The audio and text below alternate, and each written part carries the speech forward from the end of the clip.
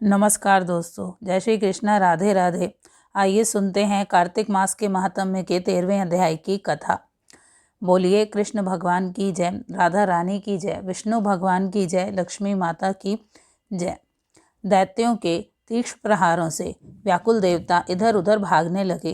तब इंद्र आदि को इस प्रकार भयभीत देखकर गरुड़ पर चढ़े भगवान युद्ध में आगे बढ़े।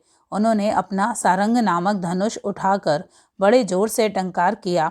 त्रिलोक गूंज उठा। पल मात्र में ही विष्णु भगवान ने हजारों दैत्यों के सिर काट गिराए। यह देखकर जलंधर के क्रोध की सीमा ना रही। फिर तो विष्णु भगवान और जलंधर का महासंग्राम हुआ। बाणों से आकाश भर गया। लोग आश्चर्य करने लगे। विष्णु ने अपने बाणों के वेग से उस दैत्य की ध्वजा, क्षेत्र और धनुष बाण काट डाले तथा एक बाण से उसकी छाती में प्रहार किया। इससे व्यथित होकर उसने अपनी प्रचंड गदा उठाकर गरुड़ के मस्तक पर दे मारी। गरुड़ पृथ्वी पर गिर पड़ा। साथ ही क्रोध से उस दैत्य ने अपने होंठ काटे और विष्णु की छाती में भी तीक्ष्ण बाण मारा। इसके उत्तर में विष्णु ने उसकी गदा काट दी और अपने सारंग धनुष पर बाण चढ़ाकर उसको बीधना प्रारंभ किया। जलंधर भी उन सब पर अपने पैने बाण बरसाने लगा। उस समय जलंधर ने विष्णु को कई पैने बाण मारकर वैष्णव धनुष को काट दिया। धनुष कट जाने पर भगवान ने गदा ग्रहण कर ली और शीघ्र ही जलंधर को खींच कर मारी, परंतु उस अग्निवत अमोघ गदा की मार से भी वह चलायमान नहीं हुआ और एक मस्त हाथी के समान उसने गदा की मार को फूल की माला ही जाना। तथा साथ ही उस युद्ध दुर्मद ने अत्यंत ही क्रोधित होकर अग्निमुख त्रिशूल उठाकर विष्णु भगवान पर छोड़ दिया। विष्णु ने शिवजी के चरणों को स्मरण कर नंदक नामक त्रिशूल से उस त्रिशूल को छेद दिया। जलंधर ने झपट कर भगवान की छाती में एक मुष्टिक मारा। उसके उत्तर में विष्णु ने भी उसकी छाती पर अपनी मुष्टिका का प्रहार किया। फिर दोनों घुटने टेक कर बाहों और मुष्टिकों से बाहु युद्ध करने लगे। कितनी ही देर तक भगवान उसके साथ युद्ध करते रहे।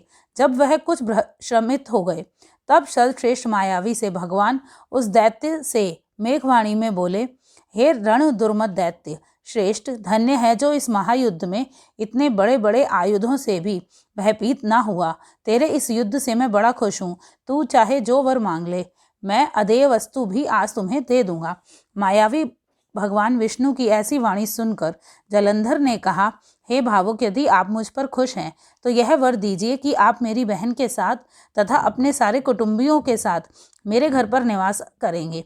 नारद जी कहते हैं, उनके ऐसे वचन सुनकर भगवान को खेद तो हुआ, किंतु उसी क्षण उन देवेश ने तथास्तु कह दिया। अब विष्णु सब देवताओं के साथ जलंधरपुरी में जाकर निवास करने लगे। जलंधर अपनी बहन लक्ष्मी और देवताओं सहित भगवान को वहां पाकर बड़ा प्रसन्न हुआ। फिर तो देवताओं के पास जो रत्न आदि थे उनके स्थानों पर दैत्यों को स्थापित करके जलंधर पृथ्वी पर आया। निशुंभ को पाताल में स्थापित कर दिया और देव, दानव, यक्ष, गंधर्व, सर्प, राक्षस, मनुष्य आदि सबको अपना वशवर्ती बनाकर त्रिभुवन पर शासन करने लगा। उसने धर्मानुसार सुपुत्रों के समान प्रजा का पालन किया। उसके धर्म राज्य में सभी सुखी थे। कथा समाप्त। धन्यवाद। बोलिए विष्णु भगवान की जय, लक्ष्मी माता की जय, कृष्ण भगवान की जय, राधा रानी की जय। आइए सुनते हैं 14वें अध्याय की कथा। हे राजन, इस प्रकार उसको धर्म पूर्वक राज्य करते देखकर देवता क्षुब्ध हो गए। उन्होंने देवाधिदेव शंकर का मन में स्मरण करना प्रारंभ कर दिया। कितने ही प्रकार से स्तुति की। तब भक्तों की कामना पूरी करने वाले शंकर जी ने नारद जी को बुलाकर देव कार्य करने की इच्छा से उनको देवपुरी भेजा। शंकर भक्त नारद शंकर की आज्ञा से देवपुरी में गए। इंद्र आदि सभी देवता व्याकुल हो शीघ्रता से उठकर श्री नारद जी की स्तुति करने लगे। उत्कंठा भरी दृष्टि से सबने नारद जी की ओर देखा। अपने सब दुखों को कहकर उन्होंने नाश करने की प्रार्थना की। नारद जी ने कहा, मैं सब कुछ जानता हूँ, इसलिए अब मैं दैत्यराज जलंधर के पास जा रहा हूँ। ऐसा कह देवताओं को आश्वासन देकर श्री नारद जी जलंधर की सभा में आए। जलंधर ने नारद जी के चरणों की पूजा की और हंसते हुए कहा, हे ब्राह्मण, कहिए आप कहाँ से आ रहे हैं और कहाँ कहाँ पर आपने क्या क्या देखा है, यहाँ क्यों आए हैं? मेरे योग्य जो सेवा हो उसके लिए मुझे आज्ञा दें।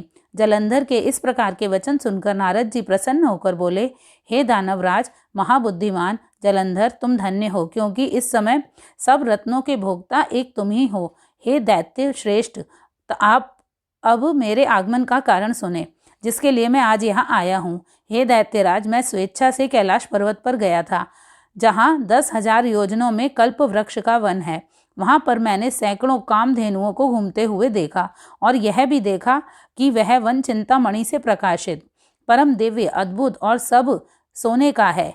मैंने वहां पार्वती के साथ स्थित शंकर जी को भी देखा, जो सर्वांग सुंदर, गौर वर्ण, त्रिनेत्र और मस्तक पर चंद्रमा धारण किए हुए हैं।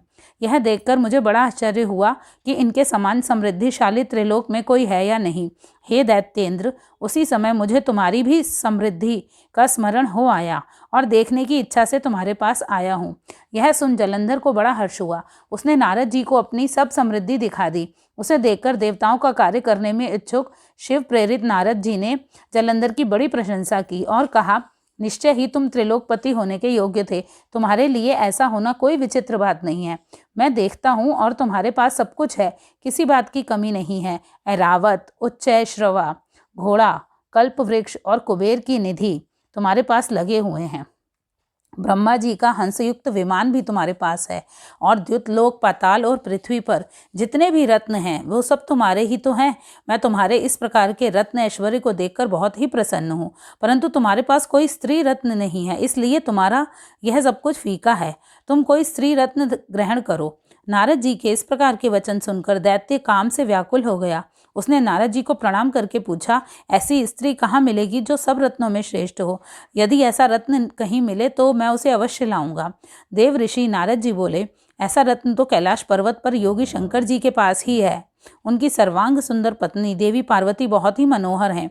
उसके समान सुंदरी मैंने आज तक नहीं देखी। शंकर से बढ़कर समृद्धिवान दूसरा कोई नहीं है। उनके इस रत्न की महिमा तीनों लोकों में कहीं पर भी नहीं है। तभी तो परम विरक्त आत्माराम शंकर जी भी उनके वश में हो गए हैं। देव ऋषि नारद उस दैत्य से ऐसा कहकर अन्य कार्य करने की इच्छा से आकाश मार्ग से चले गए। कथा समाप्त। बोलिए विष्णु भगवान की जय, लक्ष्मी माता की जय, कृष्ण भगवान की जय, राधा रानी की जय, तुलसी माता की जय, शालिग्राम की जय, सभी देवी देवताओं की जय। धन्यवाद।